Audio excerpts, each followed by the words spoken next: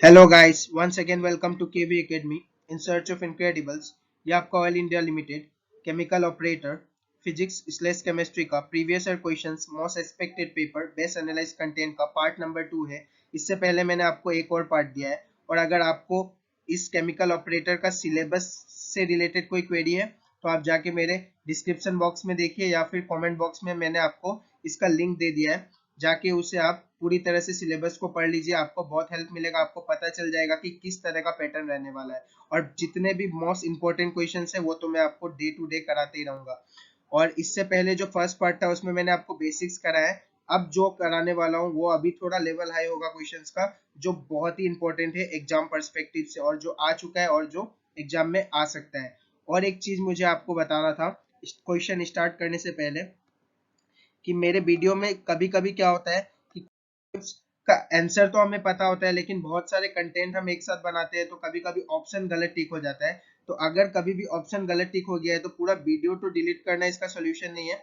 इसीलिए हम क्या करते हैं कि मैं डिस्क्रिप्शन बॉक्स में आपको वो आंसर जो भी गलत है उसका करेक्ट ऑप्शन के साथ करेक्ट जो एक्सप्लेनेशन है वो आपको दे देता हूँ। तो ये आपसे रिक्वेस्ट है कि आप जाके हमेशा मेरा कोई भी वीडियो हो तो उसका डिस्क्रिप्शन जरूर जाके देखें। अगर कोई भी तरह का गलती हो तो वहां पे मैं आपको पहले ही बता देता हूँ, ठीक है।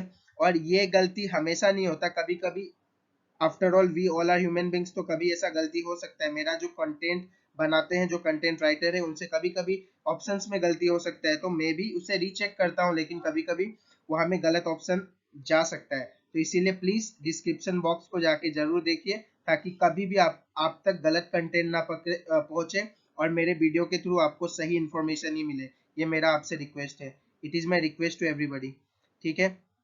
तो स्टार्ट करते हैं आज का क्वेश्चंस, जो कि आज का बेस्ट क्वेश्चंस होने वाला है। आपको पहले क्लास से भी इसका थोड़ा लेवल हाई लग सकता है, क्योंकि मैं अब पूरे एग्जाम ओरिएंटेड क्वेश्चंस, पहला क्लास तो बेसिक था तो आपको बेसिक समझाना था, और आज से एकदम एग्जाम ओरिएंटेड और थोड़ा टिपिकल टाइप क्वेश्चंस आपको, साथ में इजी भी आपको देखने को मिलेगा, जो एग्जाम में आने के लिए बहुत ही ज्यादा इंपॉर्टेंट है। तो स्टार्ट करते हैं। पहला क्वेश्चन है द आइसोमेरिक पेयर इज, इनमें से आइसोमेरिक पेयर कौन सा है? तो पहला ऑप्शन है ethane and propane, second is propane and butane, third is ethane and ethene होगा। यहाँ पे इथेन एंड इथीन होगा, इसे टिक कर लीजिएगा, ये इथेन और इथीन होगा, ठीक है। Next is butane and 2 methyl propane.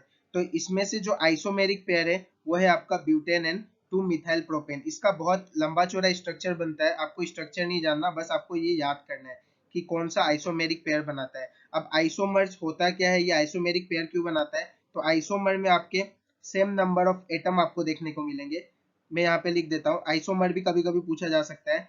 Isomer में आपको सेम नंबर ऑफ एटम देखने को मिलते हैं, जो कि सेम काइंड के होते हैं। सेम काइंड का मतलब कि एक ही जैसे एटम, जितने उधर जितने सेम एटम होंगे इधर भी उतने सेम एटम। जैसे उधर सी के 10 एटम है, मैं जस्ट एग्जांपल दे रहा हूँ, तो इधर भी सी के 10 एटम होंगे। एच के अगर 6 एटम है तो 6 एटम एच के इधर भी होंगे, मतलब सेम एटम आपको देखने को मिलेंगे, मतलब सेम नंबर्स ऑफ एटम। मैं इसके लिए कोई पर्टिकुलरली एटम का नंबर नहीं बता रहा आपको, कार्बन का कितना है या फिर हाइड्रोजन का कितना है, मैं जस्ट आपको एग्जांपल दे रहा हूँ, ठीक है। आपको ध्यान रखना है इसे। उसके बाद ये तो पता चल गया सेम नंबर ऑफ एटम और सेम काइंड का ये होता है, लेकिन इसका जो स्ट्रक्चर बनता है वो दोनों का प्रॉपर्टी हमेशा डिफरेंट होता है। आपको ये भी ध्यान रखना है कि इनका प्रॉपर्टी डिफरेंट होता है। ये सेम नंबर ऑफ एटम्स और सेम काइंड का तो होता है, लेकिन इनका प्रॉपर्टी जो होता है वो डिफरेंट होता है। इसे ही हम आइसोमर्स कहते हैं या आइसोमेरिज्म कहते हैं। प्रॉपर्टी डिफर करता है, मैंने यहाँ पे लिख दिया, आप इसे देख लीजिएगा। Next question 2, focal length of plane mirror is, plane mirror का फोकल लेंथ क्या होता है? पहला ऑप्शन है at infinity, second is zero, third is negative and the fourth is none of this. इसका करेक्ट आंसर है इंफिनिटी। कोई भी अगर प्लेन मिरर है, कोई भी अगर आपका क्या है प्लेन मिरर है, तो इसका फोकल लेंथ जो होता है वो आपका इंफिनिटी तक होता है, इंफिनिटी तक होता है आपका वो, आपको ध्यान रखना है इसे। Next question number 3, an element has an atomic number of 15, with which of the following element will it show similar chemical property? तो केमिकल प्रॉपर्टी के लिए मैंने बताया था आपको, जब भी केमिकल प्रॉपर्टी कोई चीज बताता है तो वो उसका वैलेंसी बताता है, that is the valence bond, या फिर उसका वैलेंसी उसका केमिकल प्रॉपर्टी बताता है। तो जिसका भी वैलेंसी या वैलेंस एटम जो है, वैलेंस एटम जो होगा, जो कि आउटर मोस्ट एटम होगा, जिसका सेम होगा, वही आपका सिमिलर केमिकल प्रॉपर्टी शो करेगा। पहला ऑप्शन है आपका बेरिलियम 4, सेकेंड इज, मैंने इसे टिक कर दिया, सॉरी, इसे आप काट लीजिए, मैं अभी ऑप्शन सिर्फ बता रहा हूँ। Beryllium 4, second is neon 10, third is nitrogen 7 and the fourth is oxygen 8। तो आपका 15 किसका होता है? तो 15 का आपका एटॉमिक वैलेंसी इस तरीके से बनता है, 2, 8 और 5, 2, 8 और 5 बनता है आपका। और इसी तरीके से 2, 8 और 5 इसका बनता है, ठीक है। नेक्स्ट आपका, तो सिमिलर ये जो 5 वैलेंस एटम है वो किस में होगा आपको देखना है। तो अगर हम बेरिलियम का बनाएंगे तो ये तो आपका 2 और 2 बनेगा, ठीक है। आपको सबको पता होगा कि सेल कैसे फिल होता है, 2, 8 इस तरीके से हम फिल करते हैं, 2 और 8 से स्टार्ट करते हैं हम। तो नियॉन में भी आपका 2 और 8 होगा स्टार्टिंग में, ठीक है। और जो ये नाइट्रोजन है उसमें आपका क्या फील होगा, तो 2, बाकी 5 बच जाएगा, तो फिर आपका 5 फील होगा। और उसके बाद आपका इसमें ऑक्सीजन में 2 होगा, नेक्स्ट आपका 6 फील होगा। तो किसमें आपका वैलेंस बॉन्ड या वैलेंस एटम सेम है, किसकी वैलेंसी सेम है, तो ये नाइट्रोजन में भी 5 है, और आपका जो 15 एटॉमिक नंबर दिया था उसमें भी 5 है। तो करेक्ट आंसर होगा ऑप्शन नंबर सी। होप करता हूँ आपको ये एक्सप्लेनेशन समझ में आया होगा। Next question number 4, power of the lens is -40, it's focal length is. अगर पावर ऑफ लेंस -40 है तो उसका फोकल लेंथ क्या होगा? आपको ये याद रखना है कि पावर ऑफ लेंस का फॉर्मूला होता है 1 अपन, क्या होता है ये, 1/f होता है, जिसमें फोकल लेंथ आपका हमेशा हम लोग मीटर में काउंट करते हैं। ये भी याद रखना है, बहुत बार पूछा जाता है कि फोकल लेंथ आपको सेंटीमीटर में दे देता है, लेकिन आपको सबसे पहले फोकल लेंथ का यूनिट मीटर में कन्वर्ट करना बहुत जरूरी है। दिस इज द यूनिट, आपको कन्वर्ट करना बहुत जरूरी है, तभी आंसर आ सकता है। पहला ऑप्शन है 4 metre, second is -40 metre, third is 0.25 metre and the third is -25 metre. तो अगर आप 1/40 करेंगे, 1/40 अगर हम करते हैं माइनस में वो भी, तो क्या हो जाएगा हमारा पावर, यहाँ से जो आएगा, यहाँ से जो हमारा पावर आएगा वो आपका 0.25 आएगा, 0.25 आएगा। आपको ध्यान रखना है पावर ऑफ लेंस। और ये मैंने यूनिट यहाँ शायद आपका गलत हो गया है, मीटर तो फोकल लेंथ के लिए होता है। अच्छा, इस आपका यहाँ फोकल लेंथ ही पूछा गया है, ठीक है। तो पावर ऑफ लेंस आपका 40 दिया हुआ था, फोकल लेंथ पूछा गया था, तो P इक्वल टू 1/f होता है। तो आपका F यहाँ से हमने निकाला है, सॉरी, यहाँ पे P नहीं होगा, यहाँ से हमने क्या निकाला है, आपका F निकाला है, जो कि F इक्वल टू 1/P हमने लिखा है। इसी फॉर्मूले से अगर P इक्वल टू 1/f है तो F इक्वल टू 1/P होगा, ठीक है। होप करता हूँ आपको समझ में आया होगा explanation. Next question number 5, a body of mass 1 kg is attracted by the earth with a force of which of the following is equal to। तो पहला ऑप्शन है 9.8 newton, second is 6.67 into 10 to the power 11, third is 1 newton and the fourth is 9.8 metre metre पर second.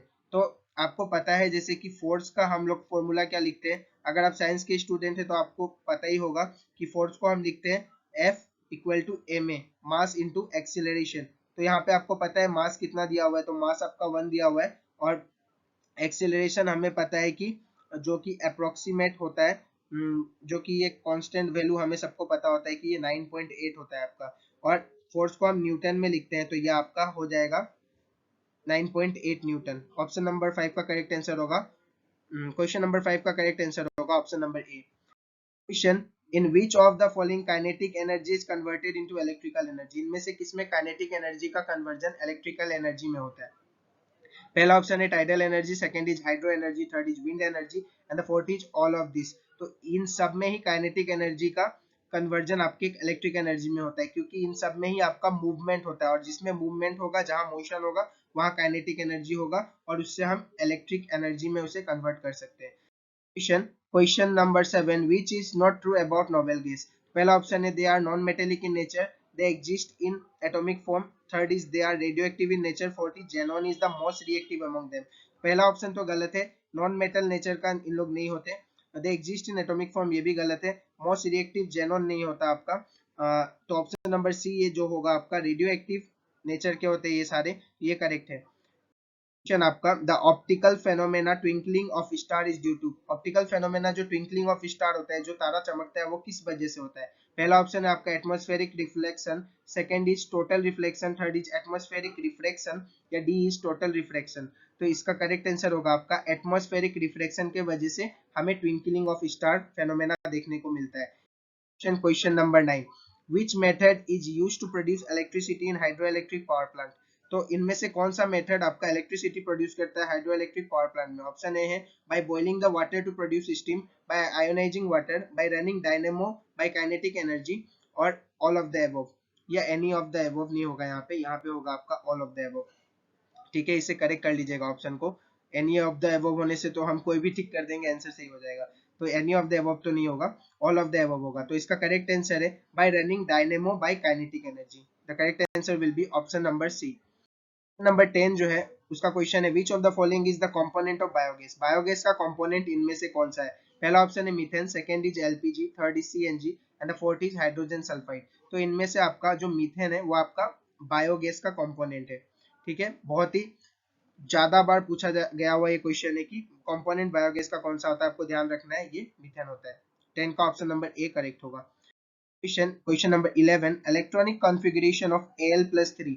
तो Al aluminium जो होता है उसका अगर हम इलेक्ट्रॉनिक एटॉमिक नंबर बताए तो वो कितना होता है आपका 13 होता है, जिसे हम बनाते हैं आपका अगर हमें इसे फिल करना हुआ तो हम कैसे फिल करेंगे? तो ये 283 से फिल होता है, जो कि सेल्स में हम फिल करते हैं। ठीक है, 283 से फिल होता है। लेकिन जहां भी Al+3 अगर हमने लिख दिया, क्या लिख दिया? अगर हमने Al+3 लिख दिया, +3 लिखने का मतलब कि तीन इलेक्ट्रॉन की कमी हो जाती है इसमें, 3 इलेक्ट्रॉन की कमी। प्लस लिखने का मतलब केमिस्ट्री में हमें पता होगा कि ये 3 इलेक्ट्रॉन की कमी हो जाती है, ये +3 का मतलब ये है। तो जब 3 इलेक्ट्रॉन की कमी हो जाएगी तो ये 3 हट जाएगा यहाँ से। जब 3 हट जाएगा तो ये कॉन्फ़िगरेशन किसका बन जाएगा? 2 और 8 का बन जाएगा।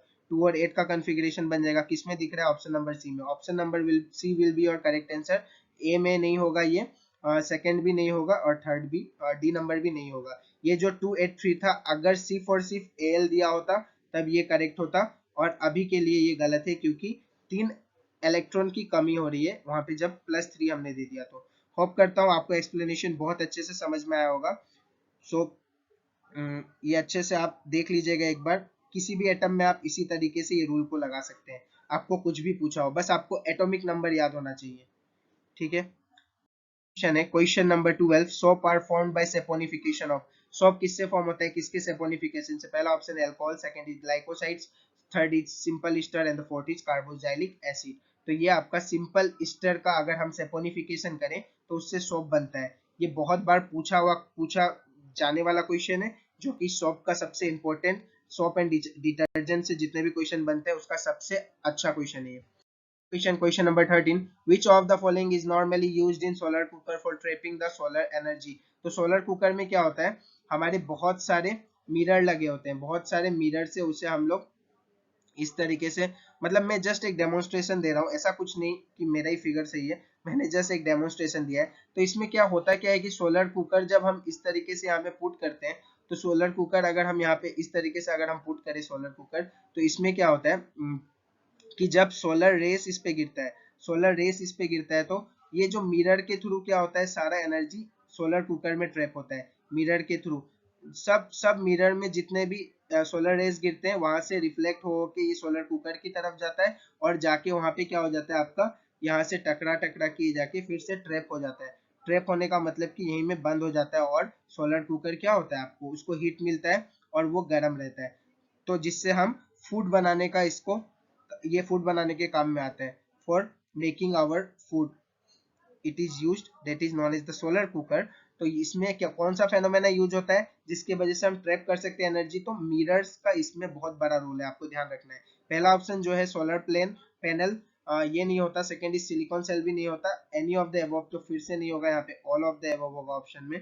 एनी ऑफ द अबव होने से तो कोई भी ऑप्शन टिक करने से सही हो जाएगा, तो ये आपका ऑल ऑफ द अबव इसे कर लीजिएगा। तो करेक्ट आंसर लेकिन इसका होगा मिरर्स। मैंने आपको एक्सप्लेनेशन समझा दिया, फिगर पे मत जाइए, फिगर गंदा हो सकता है लेकिन एक्सप्लेनेशन आपके दिमाग में बैठ जाना चाहिए, इसलिए मैं इस तरीके से कुछ एक हल्का फुल्का फिगर से आपको समझाने की कोशिश करता हूँ। Next question number 14, 14 element after actinium is called. 14 element जो होता है एक्टिनियम के बाद वाला, उसे क्या कहा जाता है? पहला ऑप्शन है lanthanide, second is actinide, third is D block element and the fourth is P block element. तो इसका करेक्ट आंसर होगा actinide. Option number B will be your correct answer. Next question number 15 जो कि आज का last question है, ये हमारा बेस्ट 15 क्वेश्चंस था। The substance not responsible for hardness of water. पहला ऑप्शन है आपका sodium nitrate, second is calcium hydrogen carbonate, and third is calcium carbonate, and the fourth is magnesium. तो आपको मैं बता दूं कि ये जो कैल्शियम और मैग्नीशियम होता है, ये रेस्पॉन्सिबल होता है, इसका ही कार्बोनेट्स आपका रेस्पॉन्सिबल होता है हार्डनेस ऑफ वाटर के लिए। इसका कार्बोनेट्स आपका हार्डनेस ऑफ वाटर के लिए रेस्पॉन्सिबल होता है। ठीक है, तो इनमें से कौन सा ऐसा है जो रेस्पॉन्सिबल नहीं है? तो एक ही में आपका सिर्फ सोडियम लिखा हुआ है जो कि सोडियम नाइट्रेट है, तो sodium nitrate will be your correct answer. Option number A will be your correct answer for question number 15। Lastly, ये आज का बेस्ट 15 क्वेश्चंस था। आपको कुछ भी कहना हो मुझसे तो कमेंट बॉक्स में जाके कहिए। और आपका चैनल में बहुत ही अच्छा सपोर्ट है, उसके लिए थैंक यू वेरी मच। और आपका जो भी लाइक डिसलाइक हो मुझे नीचे आप लाइक करके चैनल को बताइए आपको कैसा लग रहा है चैनल, और कैसा लग रहा है मेरा कंटेंट। अगर आपको अच्छा लग रहा हो तो प्लीज चैनल को लाइक और सब्सक्राइब कीजिए, चैनल को शेयर कीजिए। जो भी जरूरतमंद है, जिसको भी फ्री कंटेंट की जरूरत है, वो मेरे चैनल से एक्सेस कर सकता है और उसे एग्जाम में बहुत ज्यादा हेल्प मिलेगा। और फिर से मैं हमेशा कहता हूँ कि आप डिस्क्रिप्शन बॉक्स में जरूर मेरे हर एक वीडियो को देखिए। कभी by chance, we all are human beings, कभी कुछ गलती हो गया तो मैं, ये कोई सोल्यूशन नहीं है कि वीडियो को ही डिलीट कर दिया जाए। यही एक सोल्यूशन है कि मैं डिस्क्रिप्शन बॉक्स में आपको बता दूं कि उसका करेक्ट ऑप्शन क्या होगा और एक्सप्लेनेशन क्या होगा। जब मैं उसे चेक करूं और मुझे अगर पता चले कभी गलती से गलत हो गया, तो ऐसा कभी होगा नहीं। अब से मैंने बहुत अच्छे से चेक करता हूँ हर एक चीज, लेकिन मैं बार बार कहता हूँ गलती किसी से भी हो सकती है। तो आप डिस्क्रिप्शन बॉक्स में जाके जरूर देखें। और मेरे चैनल में जितने भी वीडियो है ऑयल इंडिया लिमिटेड के, जाके सबको एक्सेस करें। जितने भी कंप्यूटर के वीडियो है, जीके के, मैथ्स के, सबको एक्सेस करें, आपको बहुत हेल्प मिलेगा। Thank you very much for your love and support. Please like and subscribe to our channel. Thank you very much guys, मिलते हैं अगली क्लास में।